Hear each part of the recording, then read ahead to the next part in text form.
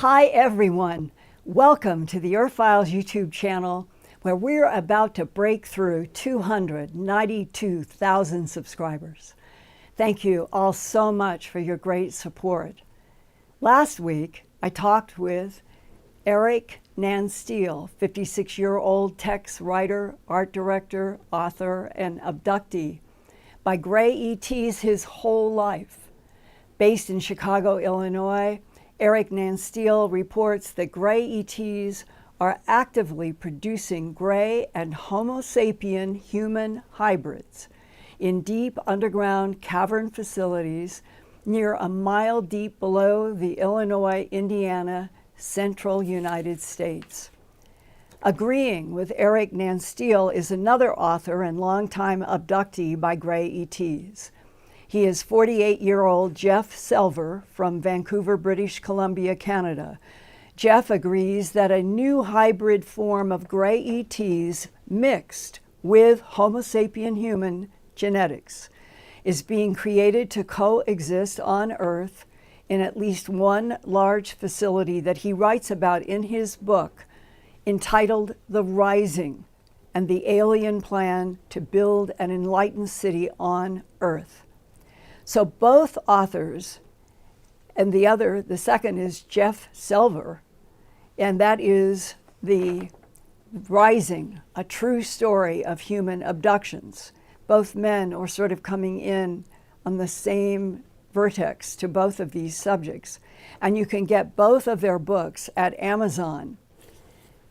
Jeff Selver and I had a deep, long conversation about all of this after last week's Earthfiles broadcast, which I recorded with his permission because I really wanted to share parts of it with you tonight at this Earthfiles YouTube channel. Hopefully, you all can share your own further insights through the Earthfiles YouTube chat and comments and my direct email earthfiles@earthfiles.com. Phone numbers also help to follow up, and Ian and I always protect contact information. Jeff Selver and Erik Nanstiel, both abducted by gray ETs, agree there is an extraterrestrial program on Earth actively producing genetic hybrids, and then keeping those hybrids based on Earth in large habitation bases deep underground, including the Illinois-Indiana central United States, allegedly at least 1/3 to 1/2 miles deep. One unanswered question is, why do praying mantis extraterrestrials seem to be in charge of this genetic hybrid program? But at least for the record, I did hear similar classified information a full 26 years ago in December of 1999 in a suburb of Washington, D.C., when an intelligence analyst working for the DIA, the Defense Intelligence Agency, along with a World Bank analyst, held a 7-hour meeting with me in the Washington, D.C. region. They detailed then that at least 3 extraterrestrial civilizations have been warring with each other on Earth for at least 270 million years. Some of those species fighting each other opted to go deep underneath the bottoms of Earth's oceans and seas, into caverns that we don't even know are there. Those were the taller Nordic blonde and blue-eyed ETs. Others were gray humanoids with large black eyes that chose to go inside and underneath big mountains. And then the reptilian species that look like standing up lizards or alligators that can shapeshift into humanoid form or complete invisibility, like being underground in the warm desert Mesopotamian regions of the Middle East, while other ET species went deep below Antarctica ice to build huge under-ice bases that are still operational, as I understand it, in the 20th century and maybe even today in 2025. And now it's the 21st century. And as far as I know, the underground ET habitations deep inside many sites on Earth are still operational.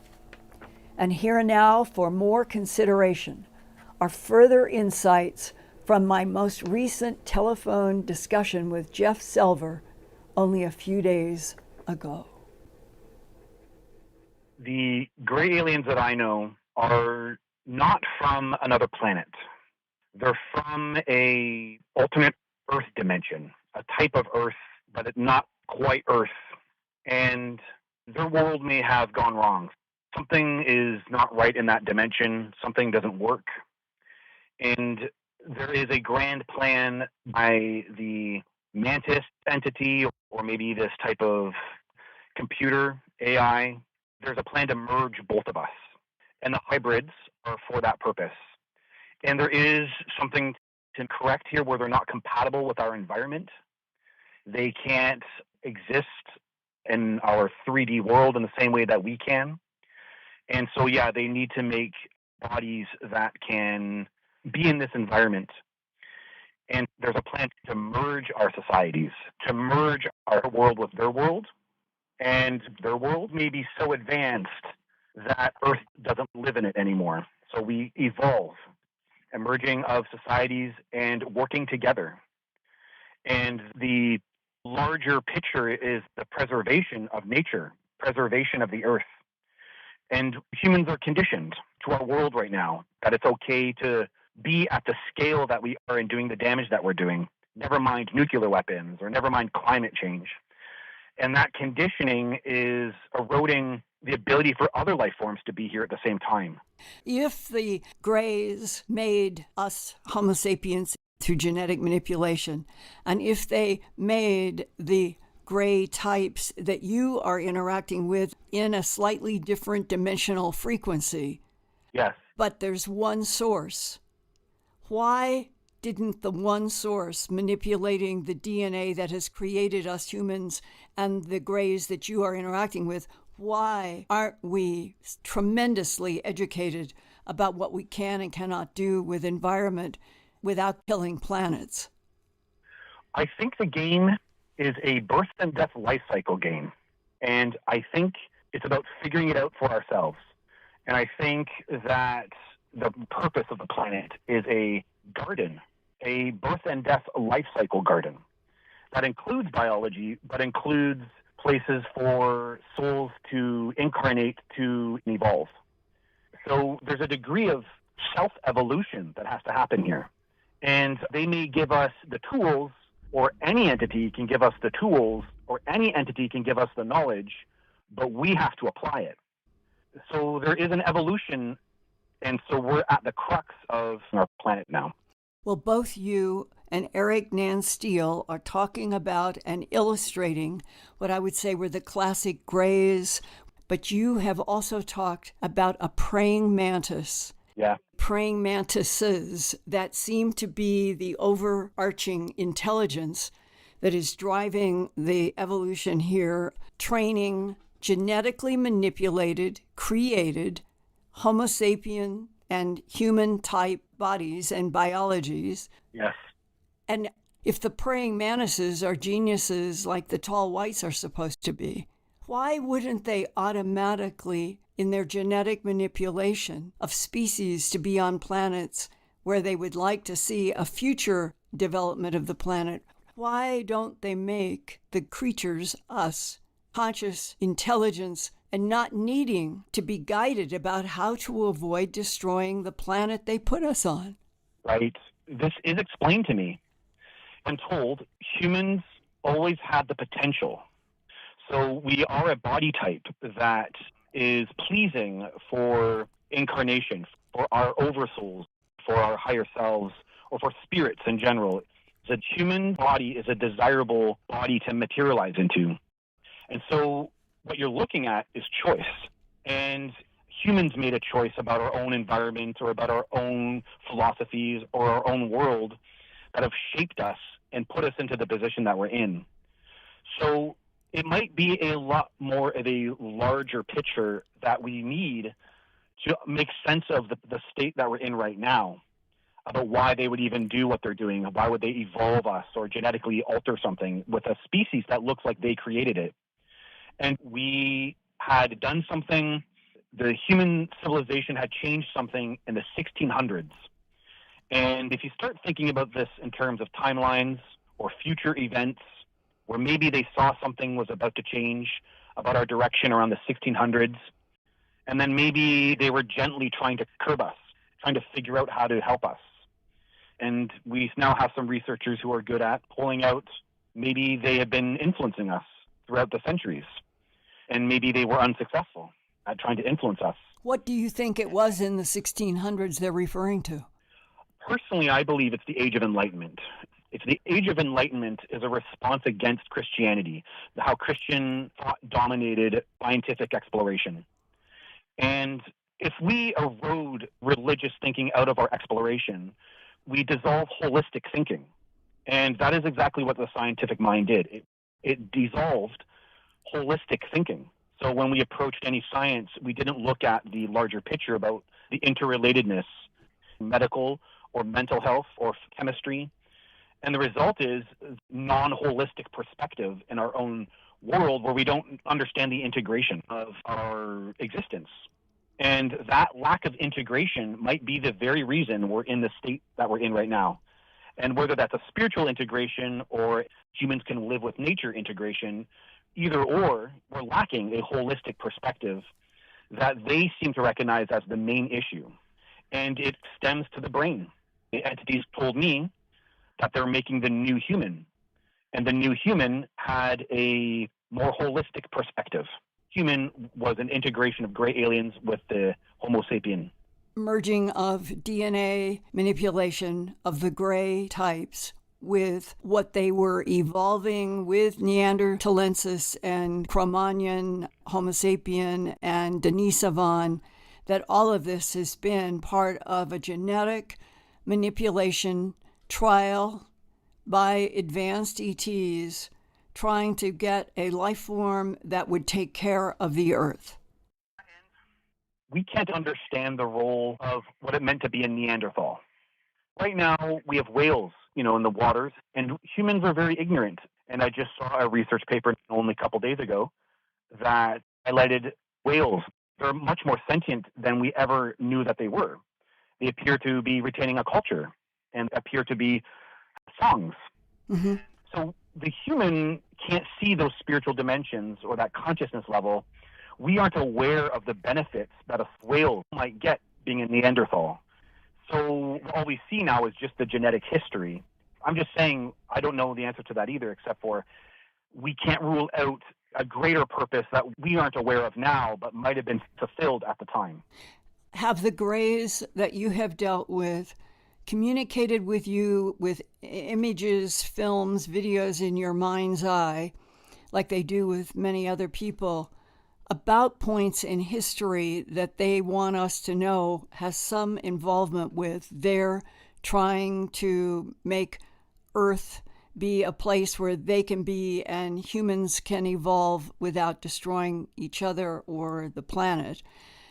What I'm thinking of is, on our planet Earth, there are many different religions.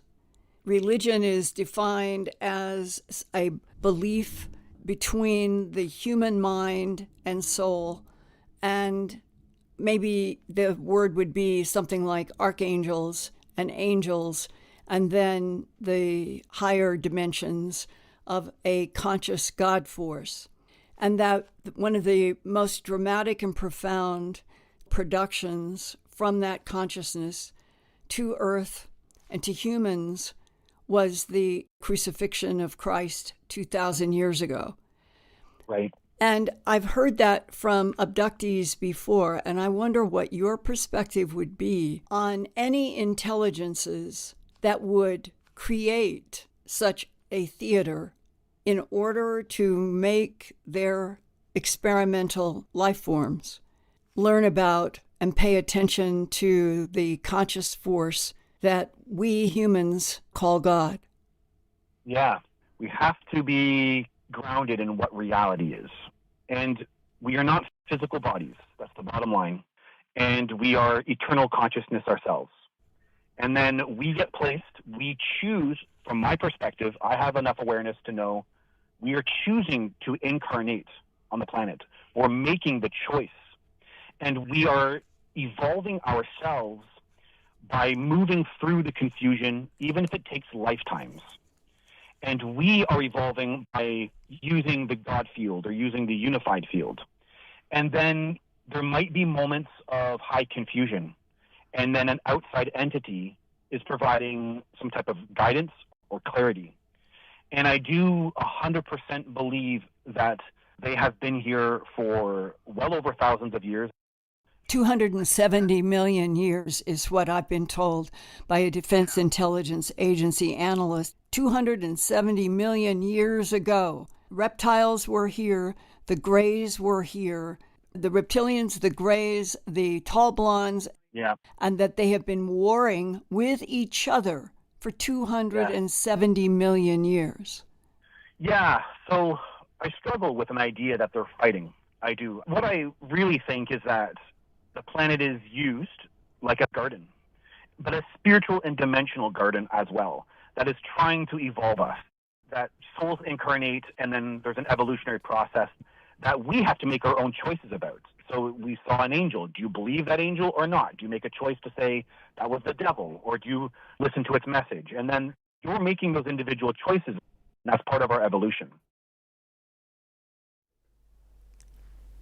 I also wanted to share with you tonight an especially strong email that I received from a longtime abductee and experiencer in Southern Oregon. His name is Dan Adair. He has had so many experiences with ET non-human races, and he gave me permission when I asked about tonight to share with you his July 17th recent email to me, because it is so strong and resonates with the show that we have done and that we're doing tonight. Quote, Dan Adair: I have interacted with hundreds of our galactic neighbors, both on and off of their various different craft and huge ships. Hundreds of different ET non-human races are and have been using this planet Earth as a kind of port of call. Some have used this planet for hundreds of millions of Earth years, as the government people told me back in 1999, at least 270 million years of conflict on Earth.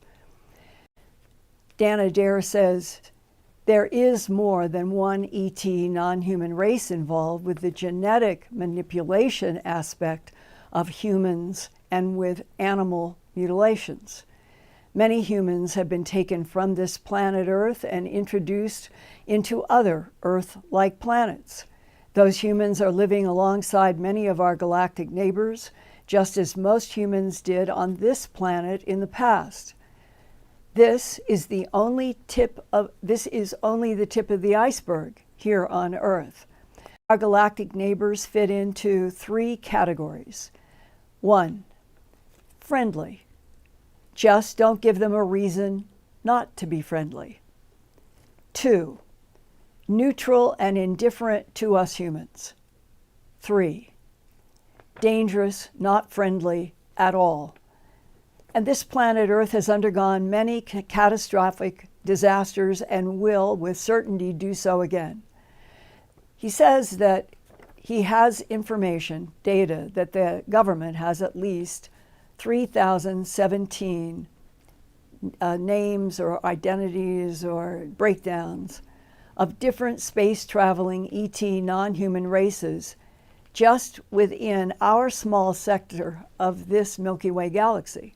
And there are so many more galaxies when you look at the James Webb Telescope images of this part of the universe where we are out, and then they say that there may be as many as 3 trillion galaxies, and we're talking about ours, Milky Way, and Andromeda. That's only 2. And Dan told me that back in 1989, he was taken on board a massive extraterrestrial non-human carrier type craft. And he says that he has photos. I would like to be able to share them with you, and I will ask him. From there, he says, quote, I was shown the history of this planet Earth and the Homo sapien human race, which is only one of many that have been on this planet. He said, I was asked by the ETs that I was telepathing with, what do humans call their home solar system? To them, that question was humorous, but it wasn't to me because I couldn't answer their question. I still don't have the answer to that question. What is our home solar system called? And that we actually do have galactic neighbors that are fun to be around. And they are telepathic. They know all of your thoughts. You can't hide anything from them. And the ETs. So, I give this Earthfiles podcast, this is coming from my friend Danny Adair. So I give this Earthfiles podcast a thumbs up for telling the truth. Thank you for that. And he said, a group of our galactic neighbors are working with me to develop my native abilities, which he means telepathing with the beings, and that I am becoming powerful. Do everyone keep supporting this Earthfiles YouTube channel. Those humans that are open to new realities will be the lucky ones. Trust me, I know. Close quote. Danny Adair in Southwestern Oregon. I appreciate Danny a lot and all of my friends and colleagues over the last 45 years since I first began investigating bloodless, trackless animal mutilations in Colorado and the surrounding states, where I was director of special projects at the CBS station in Denver, and how, like rings, it just kept getting larger and larger and larger. And pretty soon I was in dozens of states and some provinces of Canada trying to get to the bottom of what was able to do excisions of tissue in large animals and even domestic cats and have no fluid, no liquid, nothing dripping, just excision of tissue. And then, as I have told you before, that what really, really, to me, was the strongest evidentiary discussion and papers and photos of that whole time was with Sheriff Tex Graves, who introduced me to a veterinarian who did a necropsy for him in the field. Not at the time, I wasn't there during that field necropsy. I was now with him, with that veterinarian who was there. And the sheriff said, even the vet was astonished, that when he opened up the chest of an estimated 1,700-pound steer that had bloodless excisions on the outside, but then when he went to look at the lungs and the heart, there was no heart. There was no blood. There was no fluid. The entire inner chest was completely dry. No heart. And hearts in a 1,700-pound steer's cow can be about somewhere between a little smaller than a basketball. They're large, 9 by 11 by 12 or something like that. They're huge, and there's nothing there. And that was the case that convinced Sheriff Tex Graves that we were dealing with something that was incomprehensible. And to the pathologist that I was working with, it was like the turning of this is a real phenomena. And here we are today.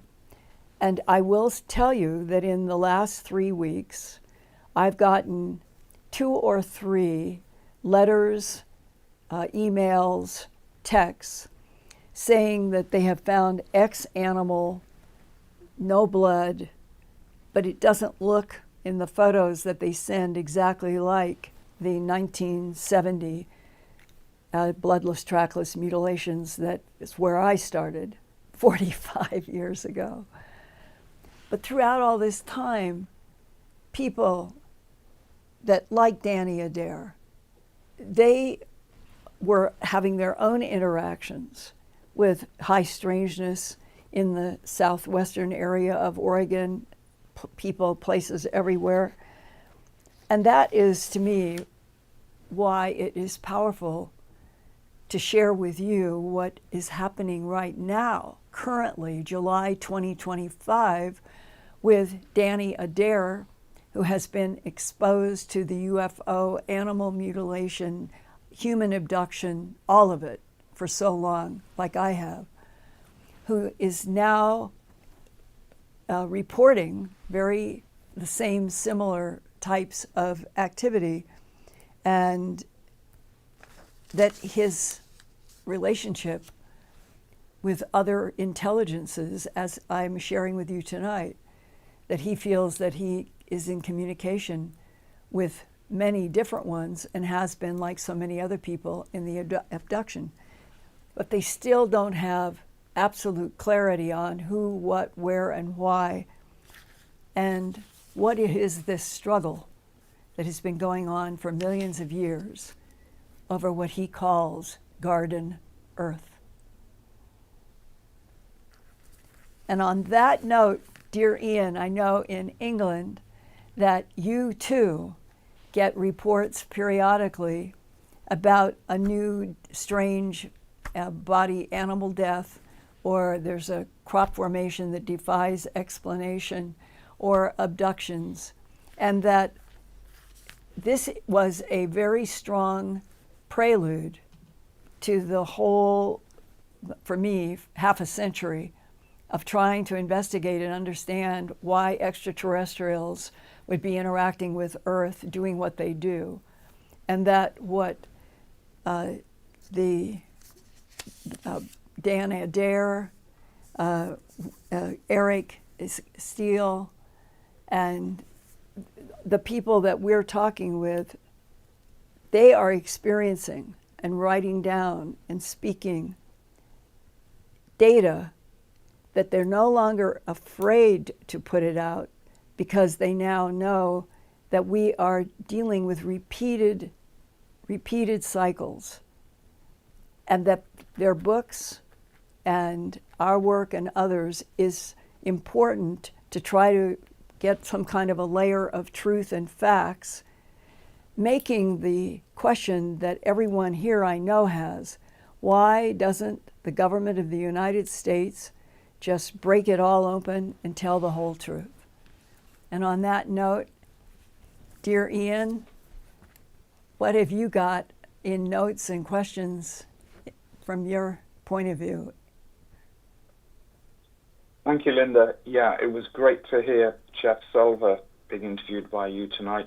I've known Jeff and worked with Jeff for about 5 years now, and I can thoroughly recommend his book, The Rising and the Alien Plan to Build an Enlightened City Yes. on Earth. Yes, thank you for that. The Rising is a vital, important book. Everyone go to Amazon and get The Rising. And Erik Nanstiel's book, starting with that word, angst, worries, infinite worries. It also is such a good and important book. And it's wonderful that we have Amazon as a source now to get these books.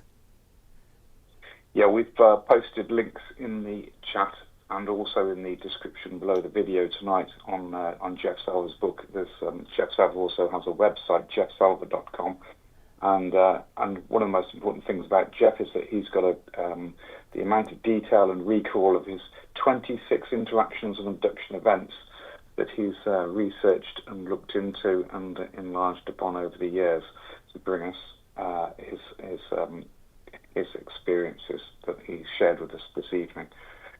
Going back to your questions, Linda, about why the United States government doesn't break orders open right now. Lovely Lisa is in the chat this evening, and she says, Linda, do you think disclosure isn't happening because it could crumble religions around the world? And reflects back to the conversation that you were having with Jeff about the religions.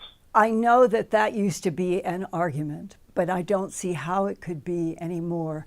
when even the Pentagon is releasing information about documents having to do that we're in a universe that has consciousness, infinite consciousness, and that when they go to the issue of a soul, an energy in a human body, and all these papers are about the fact that there's growing information that there is a direct link in frequencies between the soul in an individual Homo sapien body and the consciousness of the whole universe, and that frequency is the key. And frequencies in one galaxy, one planet, one solar system, life forms, whatever they are, it is an infinite number of experiences, and that we're hearing a beeping. I don't know if it... Okay, keep going, he says. And that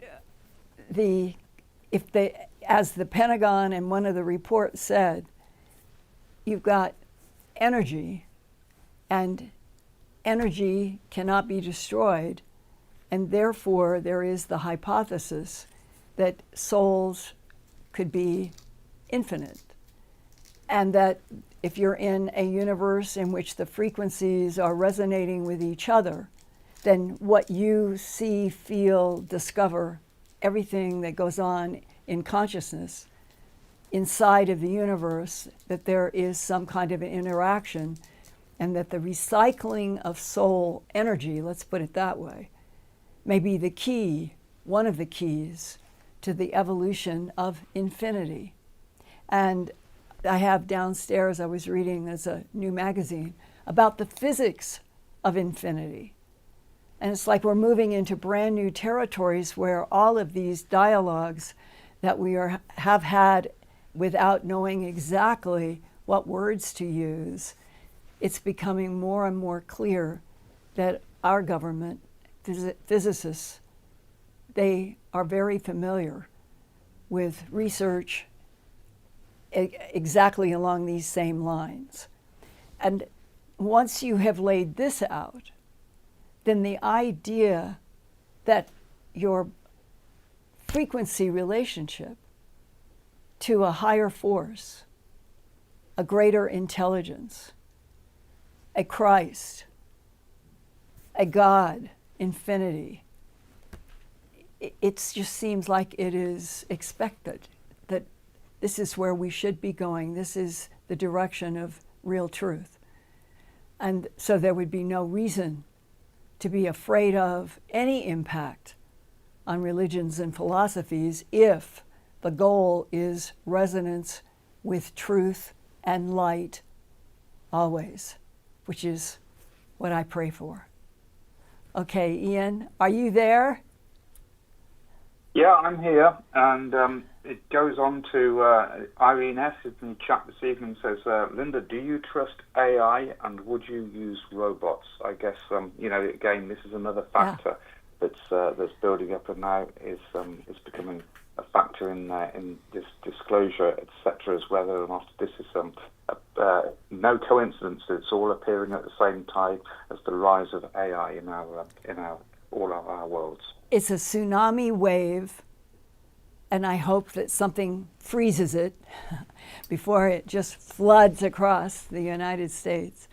I can understand the experimentation papers that I have read, people that I know who are working with AI, why they are captivated by how sophisticated or in-depth and accurate they turn over questions and they get back big papers, even maybe a book. But from my point of view, that may be one of the lessons along the road for consciousness in these individual human bodies, as I was talking about with Jeff. And that artificial intelligence has even been said to be essentially everything that the Greys are, for example. And there is something about life on Earth up to this point in this century that feels like the caution. If we go 100% into AI, then how would we ever get a reality check again back on what is absolute truth if we're not able to experience it in any way except through artificial intelligence that can write encyclopedias, but the encyclopedias may be hollow? Are you there? I wonder what's... You should be. It's okay. There's a slight delay, Linda. Dr. Coffin is in the chat today and says, I think it's unfair that we don't really know what the experiment is about. I guess we're talking about the experiment of the interaction with ETs and humans, right, and why they won't tell us. I mean, I know that the greys are dying out. I know that we have hybrids. She's talking about one of these beliefs that maybe the greys themselves are trying to protect their own species and provide a living space for them as well on Earth, that they see that as a natural way that they can live again on or amongst us on another planet and help their own race survive. Well, and there is also the issue of so many different extraterrestrially defined intelligences that people in the abduction syndrome have sketched over the years.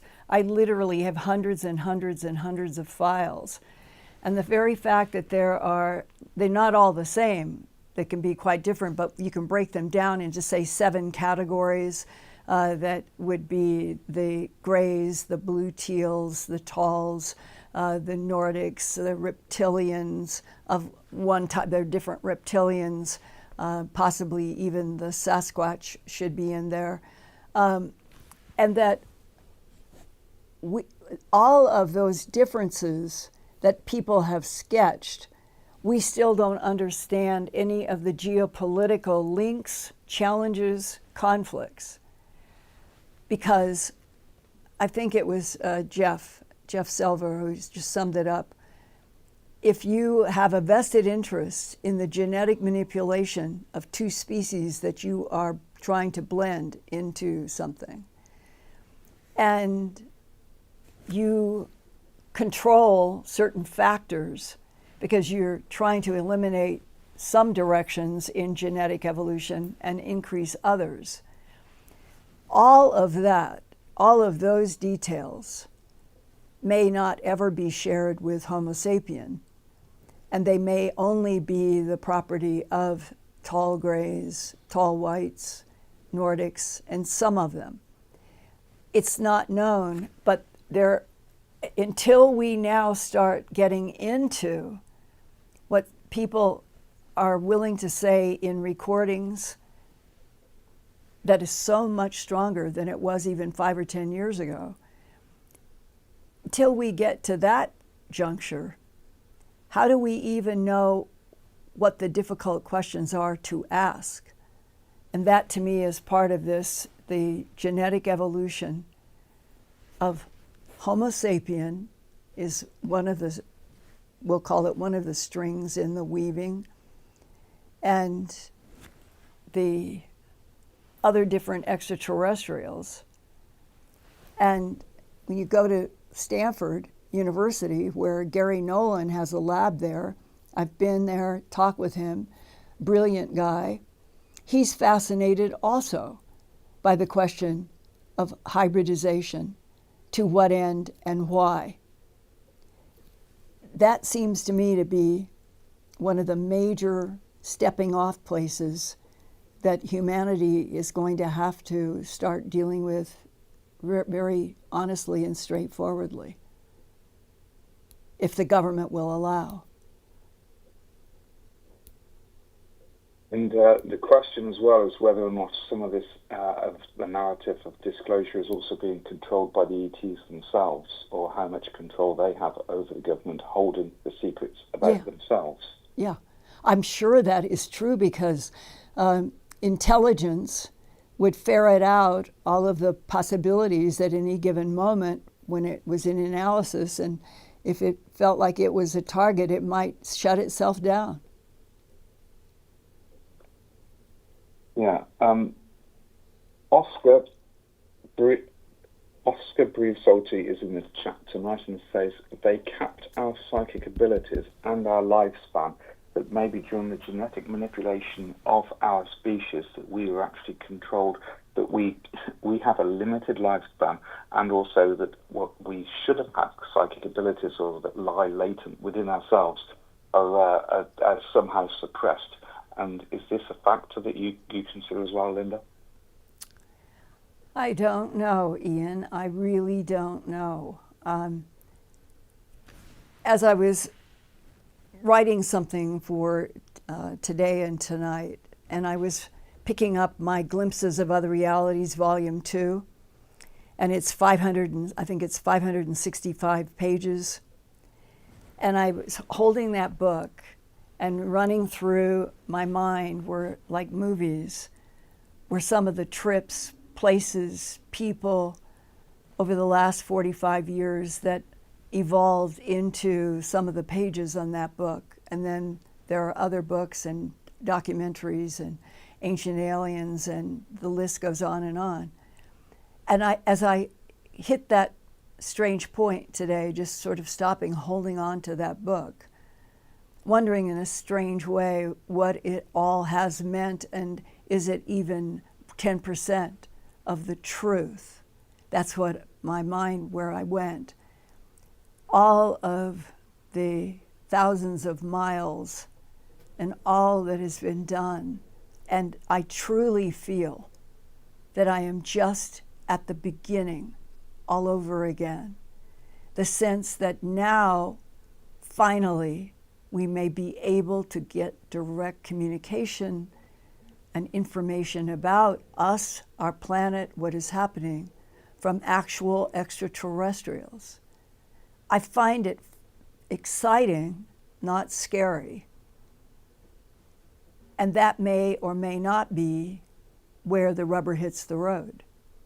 As many people that I have talked to just in the last few weeks who have been abductees, who have lost time in their car, various things.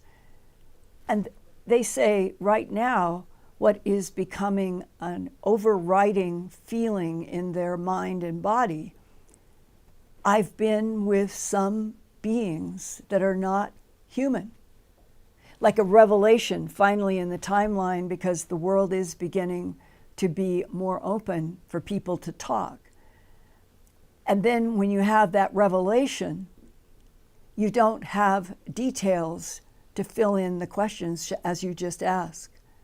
And I think that's part of the frustration. Plus, there's a vulnerability in not having pure evidence of exactly what the truth of all these many, many facets of how many years now, thousands of years, of a presence or presences that we have, as humans, we have been denied a lot of truths along the way in a lot of civilizations.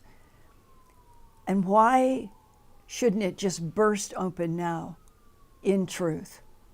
And the answer most people give is religion.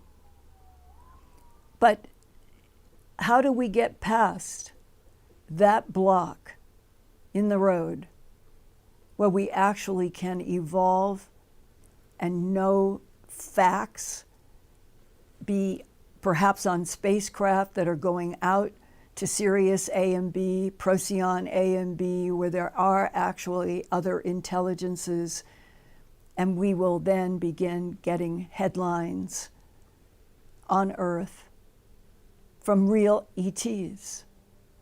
That's what I would like to experience, Ian. Yeah. Well, Lisa Weston's here in the chat, and she says, and touches on your point here, and many people are the same. I remember the ship before and afterwards of 3 hours of missing time. How do I know which race abducted us? Short of regression hypnosis. She says she gets some quotes, and you know, the money is an issue if to actually get a regression. Is there another way that she can recover the memories?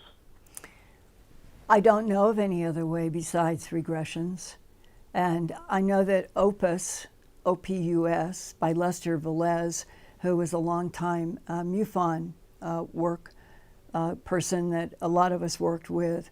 And he wanted to try to start an organization that could help people get hypnosis, be able to interview with people who had knowledge and help. And I know that he started it, opened it for a while. There was, I think, a website interface, but I'm not certain if it evolved. You have to have, as he said, you have to have enough people to sustain whatever is going to be the number. So I'm not certain what the status is, but for those of you who can do a search on the computer, type in all caps OPUS, Opus, and that was their goal, to be able to provide hypnotherapists who could do hypnosis with their own knowledgeable skills about UFO ET abductions.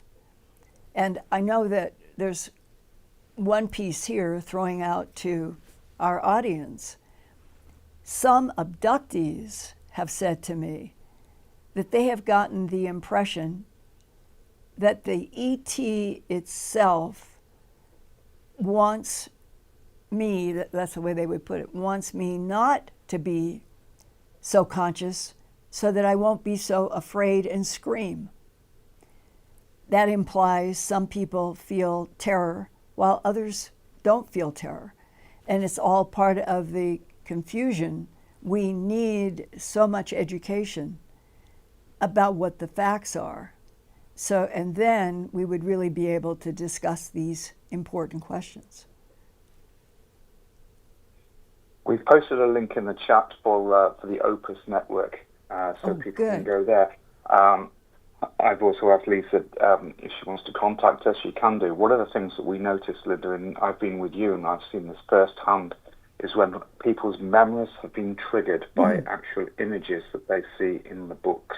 For example, one memorable thing is in San Diego when we were talking with some people who suspected they had abductions, and when we just showed them the books, they actually started having memories that were triggered by the images drawn by other abductees. So that's another way of bringing that forward. That's true. And sometimes just looking at illustrations from some other abductees, I have seen people burst out crying, saying, then it is real. Meaning other people drawing is what finally provokes the memory of the person who bursts out crying. I've seen that several times.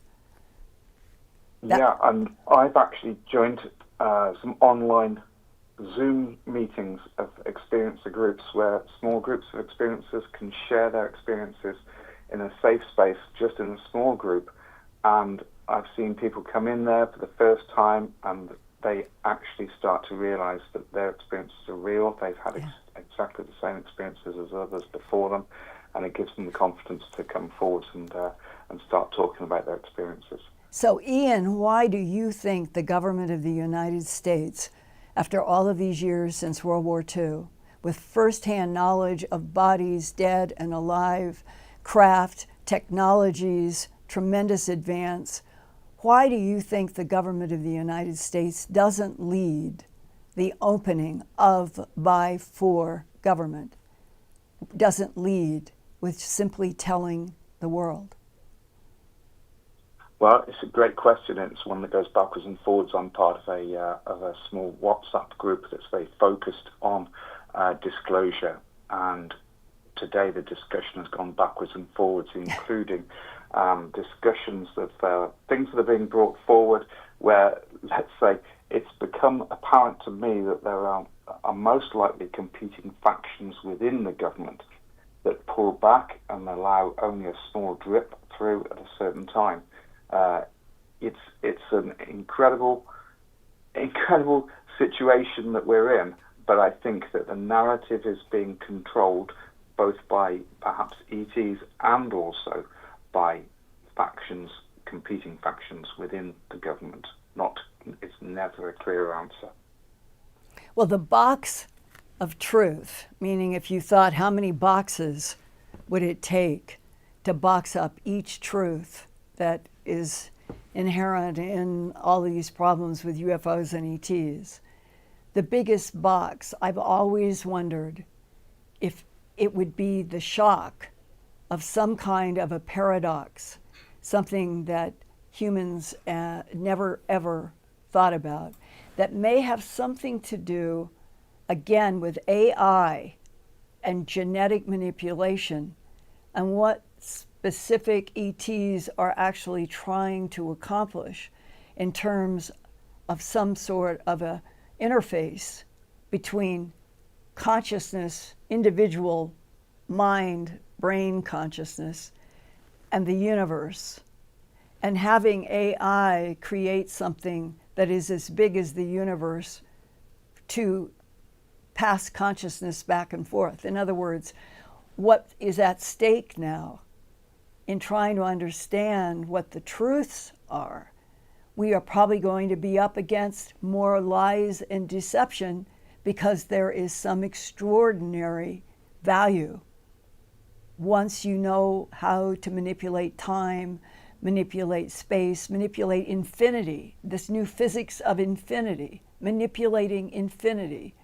It seems so beyond where Homo sapiens sapien is now on Earth. But it may be that in 10 Earth years, something will have happened, opened up communication with ETs, and we will actually finally be on a planet in a solar system around a sun that is trying to work in the physics of infinity. I have a sense that it's going to move forward rapidly like that. Yeah, in the chat this evening, we've got Chris George Alexander as an experience, and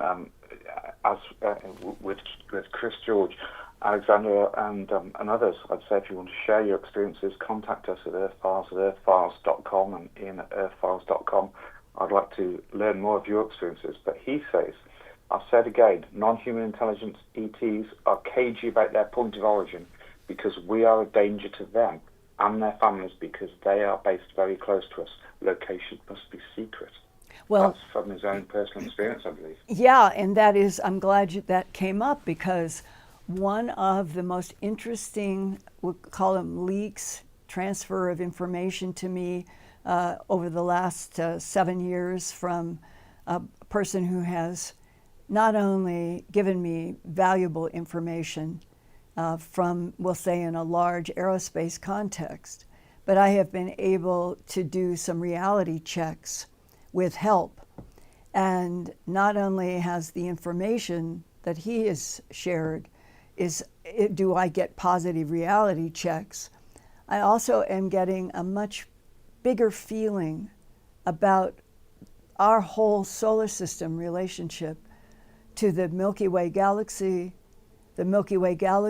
to all the other galaxies, and that phrase that now is beginning to emerge for the first time in science magazines, the physics of infinity. That's what we are dealing with, Ian.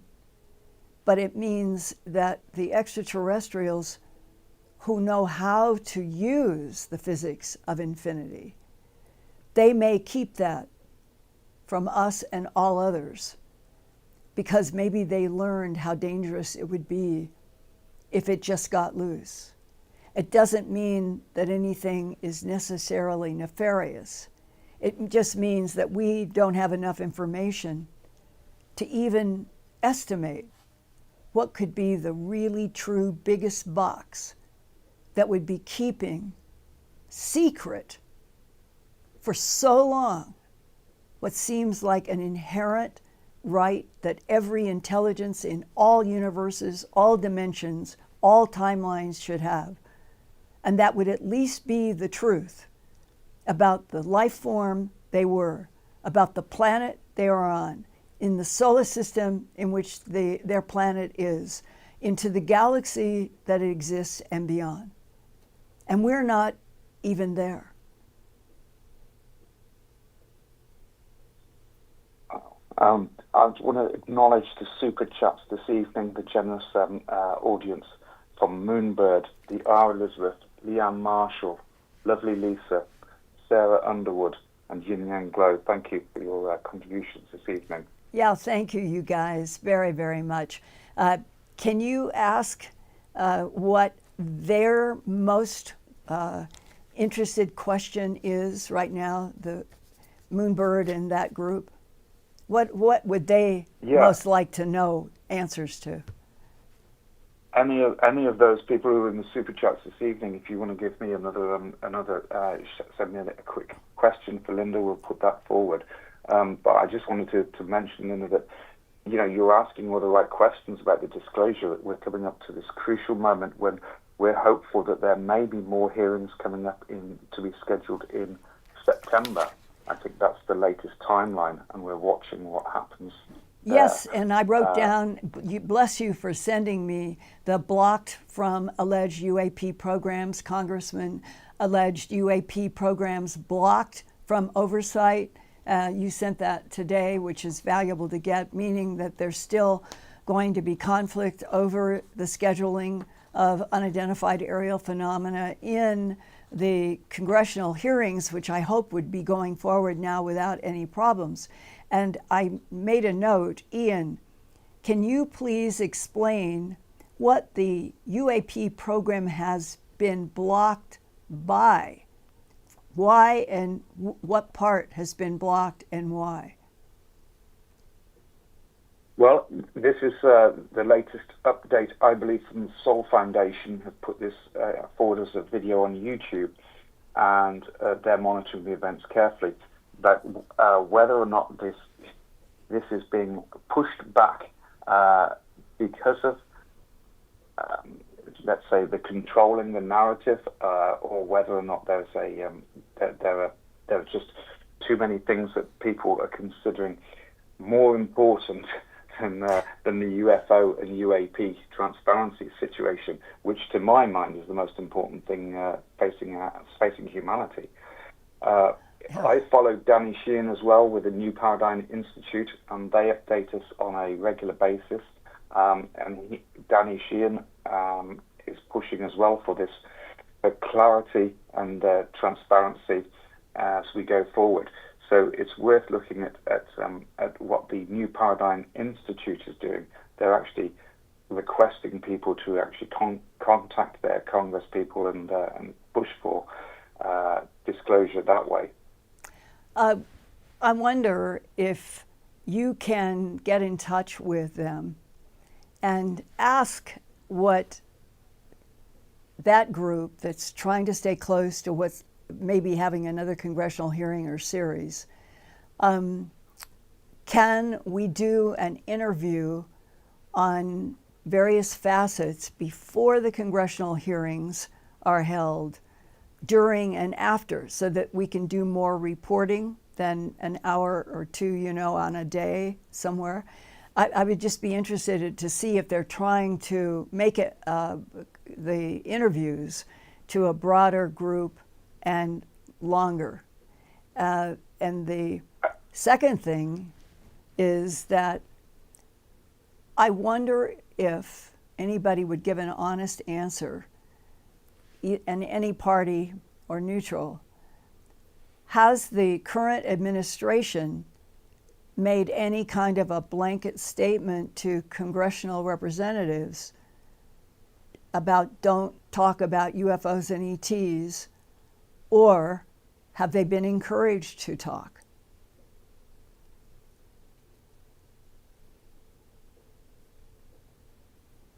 Are you there? Yeah, I'm here. Kevin Wright, apparently the policy liaison officer with Paradigm Research Group, has actually had 75 meetings with key congressional officers on both sides of the aisle over the past 12 weeks. That's quite an effort. Good. 75 meetings. That is so good. They're keeping it. Yeah. Well, we'll reach out to some of these people and see what they can tell us. But you, as well as other researchers in the field, are also pushing forwards for this. And the UAP Disclosure Act apparently is what's being floated at the moment, bringing forward even more more questions about what can be included in this National Defence Authorization Act, which are trying to get amended to include the UAP Disclosure Act. So there's a lot of struggling going on behind the scenes, and it's something that you, Whitley Strieber, and also Richard Dolan are pushing forwards on. Whitley's just released a video in the last few days saying about as you just mentioned, Whitley opens up about the real shock of contact, the ontological shock of the contact, and whether or not we can handle it, which of course we all feel that we can, and we're ready for this. And it's something that you've been saying for a long time, that we are ready for the truth.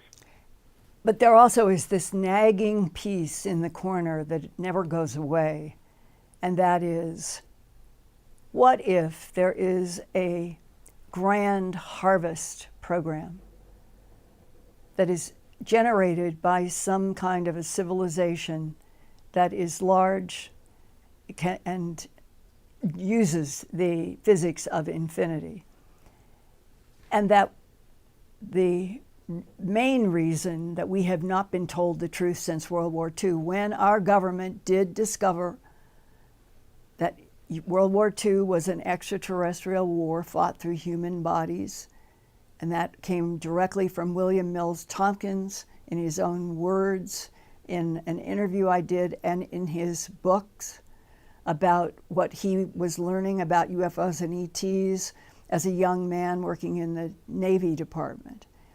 And that if you discover that there are 12 different layers of lies and truths woven together so that the truths can be hidden by the lies over and over and over from 1941 to 2025.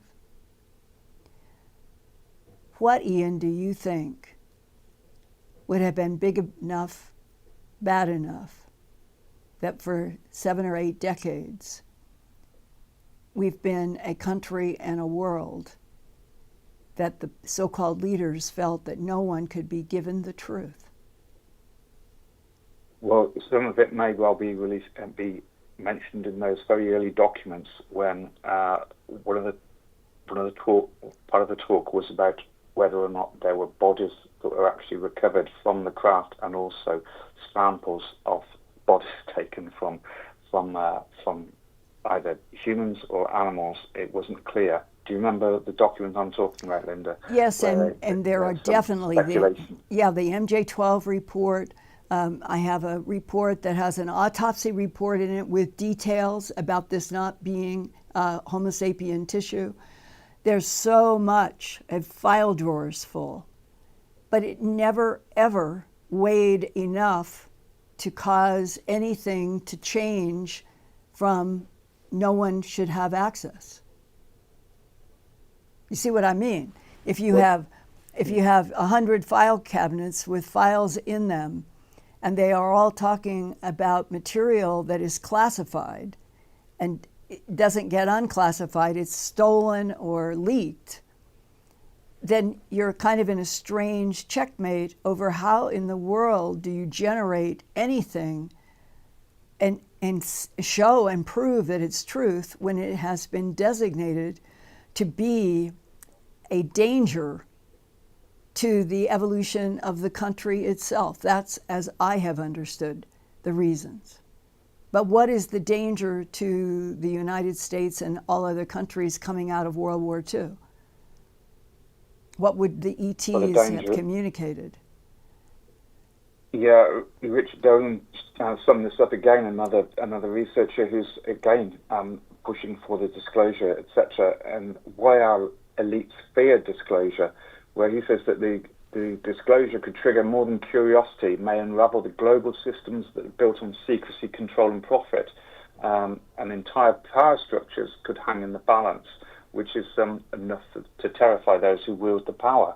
The amount of money that has been seeded by ET technologies, the suppression of it all, and let's face it, there's also been the talk right since the early days of the cover-up of the Roswell crash, where people were told your bones will be picked out of the sand if you talk about the UFOs. This is the fact that it goes way back to threats against people's real lives if they release the information about or open or talk openly about these crashes and retrievals.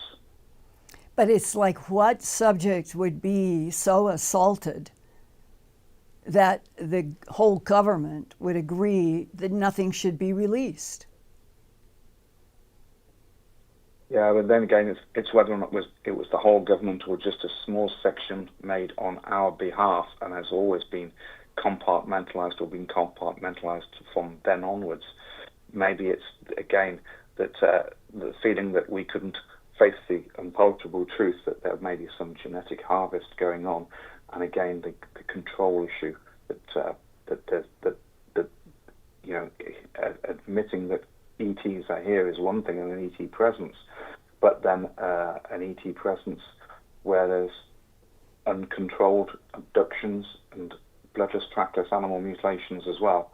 Maybe it's just a little bit too far for governments to release that information or feel comfortable about releasing that information. Well, and the animal mutilations were definitely a big talking point. I know when President Eisenhower had that meeting at a craft with beings, and there was essentially a kind of a warning that whatever the gray beings are, and Whitley has tried to address this recently as well, they are the ones who were harvesting blood, let's call it fluid tissues, from largely cattle, some horses, goats, sheep, Australian animals that included kangaroos that were caught and mutilated exactly like animals in the United States and other places. And that's where I started in investigations, because the data was absolutely riveting in the sense of, this is real data. No one knows how this happened. It's like a cautery. The collagen is cooked, the hemoglobin is cooked, but the point source of the line, which is why the animals would have such a clean line and everything inside of the line was removed, was because it was high heat, and it did cook the collagen, it did cook the hemoglobin. Well, that immediately took all the natural predators off of the scales. And once that happened, that's when I would say that I know that law enforcement started going underground. Because the evidentiary medical data was irrefutable. If you apply that to the bigger scale of everything that's happened since the 1970s, for example, when there were lots of mutilations everywhere around the planet, what else has happened that would have an impact that was so global and essentially kept the public 100% away from investigators on subjects like animal mutilations? It had to be huge. Yeah, I was going to say, as well as the official UFO cover-up from the agencies, government agencies, etc., we've also got the phenomena of the Men in Black, of the ETs themselves covering up what's happened. So we also do have a significant factor involved, which is the ETs. We've got Tom in the Tom the Man TV in the chat this evening. He talks about having headaches when he talks about his experiences, almost as though he's meant not to talk about them. And he says this is a factor that he has connected with his experiences when he tries to recover his memories. So we have this factor as well. Well, let's open our arms to all of you everywhere around the world, that I will keep trying to the best of my ability to bringing you data and reports and facts, hopefully, evidentiary facts, about something that is, from my point of view, a truth, an irrefutable truth, and that I have talked to so many people in military and government who agree that I'm going to say this is a fact. We are not alone in this universe. We never have been. And that other intelligences from other solar systems in this galaxy and so many other galaxies have been interacting with this planetary system for literally millions of years. And who are we? I think right now, at my point, after half a century, the biggest thing I would like to fully understand is who was deciding which genetic modification, manipulation that they would do on a species that may have been also created by other ETs. And that what we will someday learn is that the physical property of the physics of infinity, you're working in galaxies and solar systems. And we are on a planet where we are lucky if we get an agape hug from one fellow human being. I wish that we could evolve quickly so we would all be able to talk about the truth. But in the absence of that, let's hope that as we go through, there will be more congressional hearings before this year is out, and we will be covering them here at Earthfiles at earthfiles.com. And that there are many people who are now sending me more and more of their personal experiences face to face with non-humans, still reluctant perhaps to be public. But as they grow and it evolves, I will keep trying to bring as much as I can that I think is honest and factual and evidential, with my dear friend Ian Holling in England, Brad Stoddard here, who keeps this going, to Erik in Canada.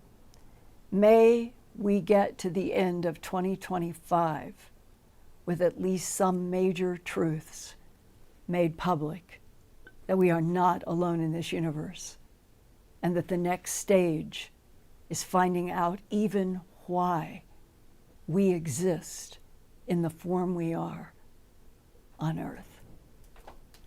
Love you guys.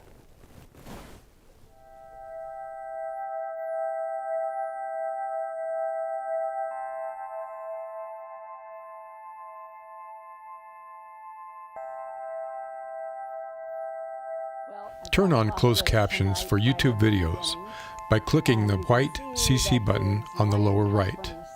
The default language for Linda's videos is English. If you would like to see the captions in another language, click on the white settings button next to the CC button. Select Subtitles CC, and then select Auto Translate. Select a language, and the captions will now appear in that language. Sort of gone through, and they will hold their heads. I never had a cat do that before. And they'll pull against the comb, helping me get out snarls. And I think it's the best they've ever been.